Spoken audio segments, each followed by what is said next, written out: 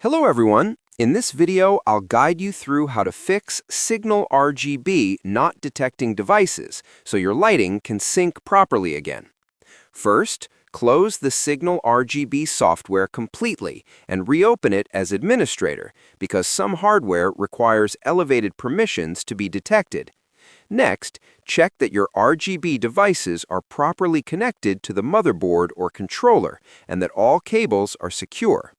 After that, update Signal RGB to the latest version, since updates often add support for new hardware and fix detection issues.